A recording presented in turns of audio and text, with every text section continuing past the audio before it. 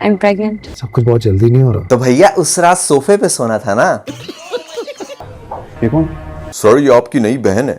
ये आपकी पहली जॉब है? आ गया ना अपनी औकात पे। नताशा की तो समझ में आती थी, बट अदील ने साबित कर दिया कि कुछ बंदे वाकई किसी गूं पे मर मिटते। अरे भैया इससे खूबसूरत तो तेरी अपनी जुलाब है, सॉरी रुबाब है। बात तो सही है। अरे आप यहाँ? सर कॉफी का पूछने आई थी। सर कॉफी भिजवाऊं आपके लिए? नहीं।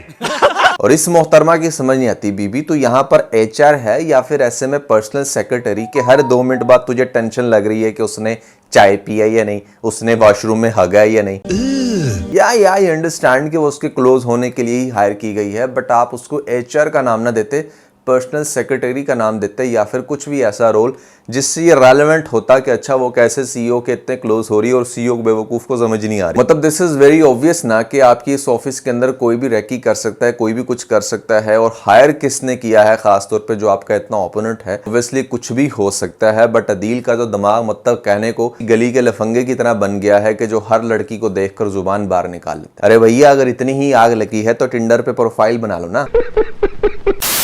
तो कभी मैं कभी तुम की लेटेस्ट एपिसोड बड़े मजे की थी। टीजर के अंदर बड़ी जबरदस्त डेवलपमेंट हुई है कि यहां पर अदील एक्सपोज हो जाएगा, कैसे एक्सपोज होगा और उसके बाद क्या होगा, कौन से वो स्टेप्स लेगा। स्पेशली लास्ट एपिसोड में जाकर इन सभी क्वेश्चंस के आंसर में आज की इस वीडियो में देने वाला हूं। लेकिन उससे पहले पीके लग्जरीज की तरफ से आपको इस तरह के लग्जरी डेकोर दिए जा रहे हैं, वो भी फ्री ऑफ कॉस्ट। करना सिर्फ आपने ये है मिस्टर नुमान लीम चैनल को सब्सक्राइब और हमें इंस्टाग्राम पे फॉलो करने के बाद दोनों के स्क्रीनशॉट वहां पर शेयर कर दीजिएगा।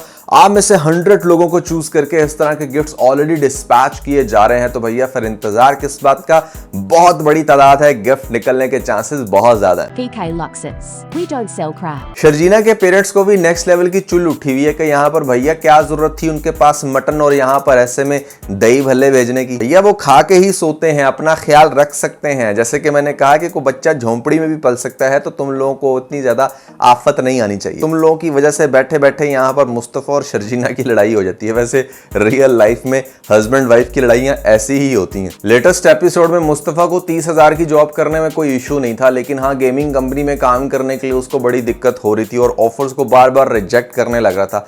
बाय द वे बहुत सारे लोग पूछ रहे थे कि क्या ये जो सेकंड टाइम पे जो बंदा आया क्या ये भी स्कैम है।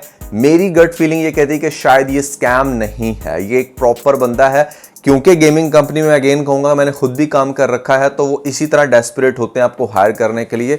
और जो बंदा जेन्युइन होता है वो इमीडिएटली आपके अकाउंट्स में पैसे भी डाल देता है, अच्छा कॉन्ट्रैक्ट करता है आपके साथ। आप पैसा तो बहुत अच्छा कमाते हो, लेकिन फिर आपके साथ दूसरी प्रॉब्लम शुरू हो जाती है जो यहाँ पर अब मुस्तफा के साथ होगी कि मतलब पैसा जब तेजी से आएगा ना तो वो उसकी पर्सनालिटी को चेंज कर देगा।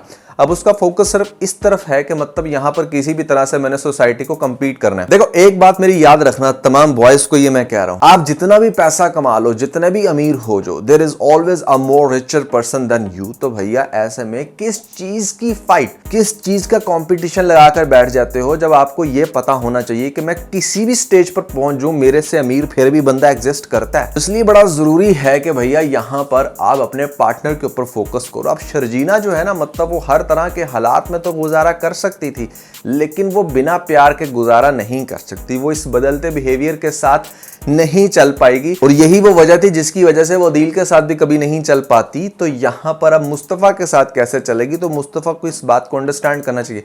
मुस्तफा की क्वालिटी ये है कि मतलब वो बातों को समझ तो लेता है, लेकिन जब तक उसको कोई ठोकर ना लगे।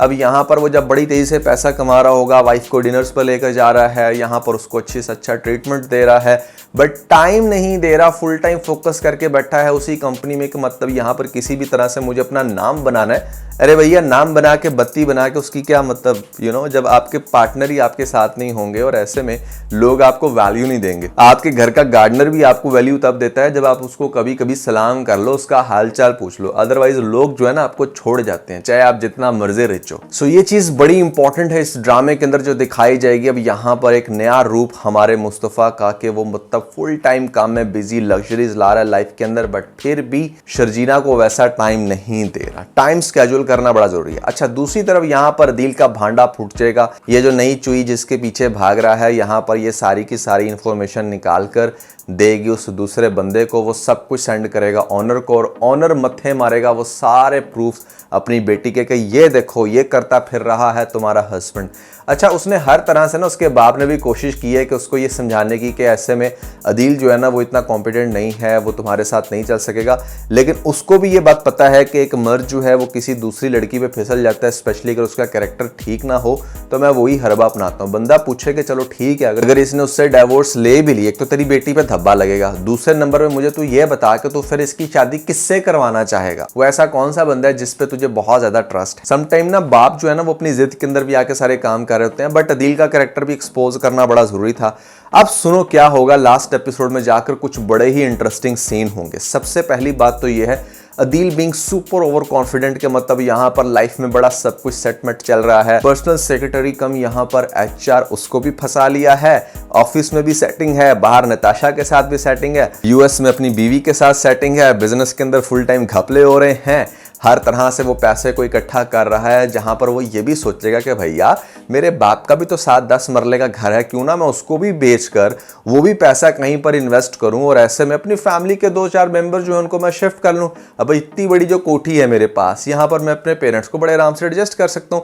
तो ये वो गलती करेगा, बाप को कहेगा कि मैं इस घर को बेचना चाहता हूं, या हमारे स्टैंडर्ड के मुताबिक नहीं है, दिस एंड दैट। तो बाप कहेगा मैंने बड़ी मेहनत से बनाया था, हमारी शान है, तुम यहां पर पले बड़े हो, ऐसे कैसे हम इस घर को बेच दें। लेकिन अदील बजिद होगा और वो कहेगा कि देखो अगर आप लोगों को मेरा साथ चाहिए तो ये बात माननी पड़ेगी।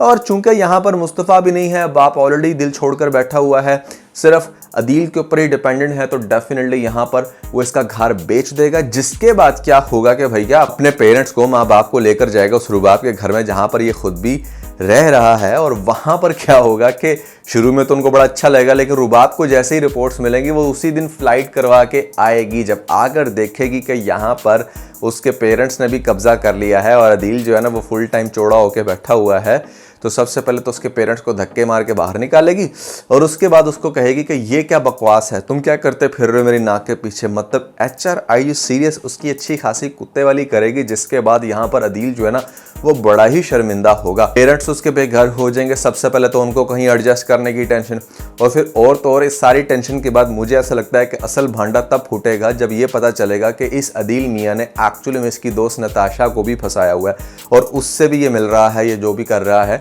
Natasha on the other hand हो सकता है कि सुपर ग्रीडी हो, वो इसकी चार्मिंग पर्सनालिटी तो एक तरफ, लेकिन इसको भी लूटना चाह रही हो सकता है कि उसने इसको कोई ऐसी ऑफर की हो कि घर बिकवा के यहाँ पर इन्वेस्ट कर दो या मेरी कंपनी में कुछ भी, जिसके बाद अदील को ना डबल डस पड़ सकती है, या तो फाइनेंशियली नताशा की तरफ से या फिर इमोशनली। जो भी चक्कर होगा यहाँ पर अदील अब बहुत ही बुरे तरीके से पिटने वाला है हर तरफ से। और दूसरी तरफ मुस्तफ़ा जो है ना वो बड़ी स्पीडीली तरक्की कर रहा होगा, अपने घर को अपग्रेड करेगा। और खास तौर पर मुझे ऐसा लगता है कि अदील ने घर तो बिकवा दिया, पेरेंट्स रोड पे आ गए, ये बात जब पता चलेगी मुस्तफ़ा को तो मुस्तफ़ा एडजस्ट करेगा उनको अपने पास।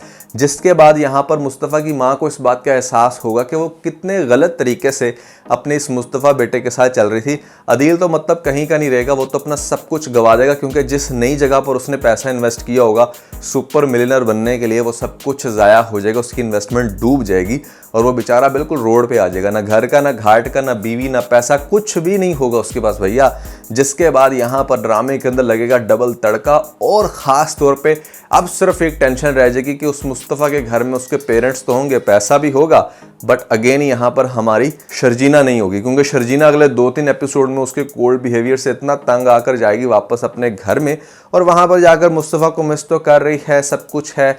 बाप बार बार उसको फोर्स करने लग रहा है कि तुम उसको छोड़ो, मुझे तो शुरू से अच्छा लगता है, उसने कहा तो मैं रखा हुआ दिस एंड दैट। तो बताएगी बाप को कि उसके पास अब पैसा आ गया, एंड दैट्स द प्रॉब्लम कि पैसा आने के बाद उसकी पर्सनालिटी चेंज हो गई है। लेकिन ऑब्वियसली ये सिलसिला ज़्यादा देर तक नहीं रहेगा। हमारे मुस्तफ़ा को उसके पेरेंट्स कन्विंस करेंगे कि भैया रुबाब के साथ चंद दिन रहने के बाद हमें इस बात का एहसास हुआ है कि शर्जीना जो है ना वो एक जम है, जम नहीं है भैया, जैम है। तो भैया ऐसे में उस जैम को हमें नहीं खोना चाहिए। तो जाएंगे फ़ौरन से उसके पास, मेरे ख्याल से सभी लोग मिलकर और वहाँ पर जाकर मनाएंगे। हो सकता है कि अदील के पास भी चूंकि रहने का ठिकाना नहीं है, तो यही जो मुस्तफ़ा ने अपने इस पुराने खटारा को लग्जरी घर बना लिया होगा, तो यहाँ पर हो सकता है कि अदील को भी घुसने दें, लेकिन उससे पहले अदील सबसे माफ़ी मांगे। That could be and. तो भैया बड़ा इंटरेस्टिंग ड्रामा होगा आगे से। आई होप कि आपको काफ़ी ज़्यादा मज़ा आया होगा लेटेस्ट रिव्यू सुन के। कैसी लगी आपको एपिसोड कमेंट्स में जरूर बताइएगा। और खास तौर पे अगर आप लोगों ने हमारा लेटेस्ट व्लॉग नहीं देखा तो ऊपर आपको लिंक मिल जाएगा, जल्दी से लिंक पे क्लिक करके वीडियो देख के अपना फीडबैक मुझे जरूर दीजिएगा।